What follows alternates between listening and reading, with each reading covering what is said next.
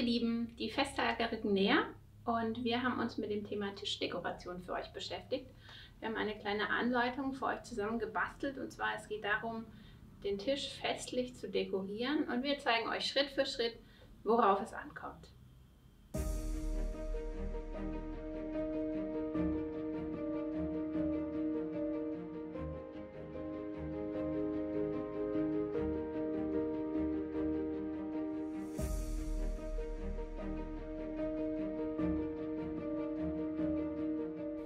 So, jetzt haben wir schon wieder Taupe bei uns. Wie bei uns in der Einrichtung sehen wir auch auf dem Tisch gerne die Farbe Taupe. Warum? Also erstens passt die Farbe wunderbar zu sehr, sehr vielen Einrichtungsstilen und auf der anderen Seite bleibt ihr flexibel, was die Saisonalität angeht. Das heißt, ihr habt eine Basis in Taupe, zum Beispiel Tischsets oder Geschirr oder Vasen.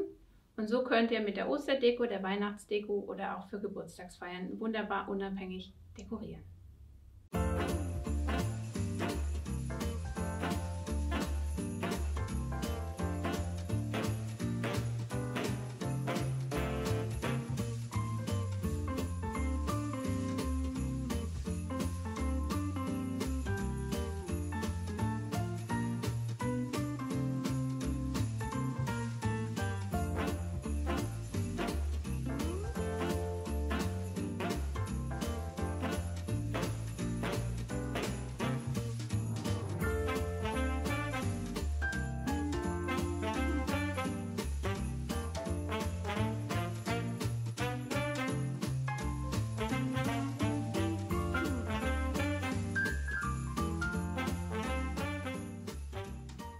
Welche weiteren Ideen gibt es denn noch, um euren Tisch schön zu dekorieren? Die Basis bilden unsere Tischsets und das Geschirr und dazu bringe ich immer gerne etwas Ambiente über Beleuchtung, über schöne Teelichter. Ich achte darauf, dass nicht alle Teelichter gleich sind, sondern dass sie sich etwas unterscheiden, um dort Lebendigkeit einfach reinzubringen. Könnt ihr machen zum Beispiel, ihr bleibt in der gleichen Farbe, arbeitet aber mit einer anderen Struktur wie hier. Oder wir haben diese kleinen Vasen, die kann man entweder auch als Teelichthalter benutzen oder wir stellen natürlich kleine Blumen rein.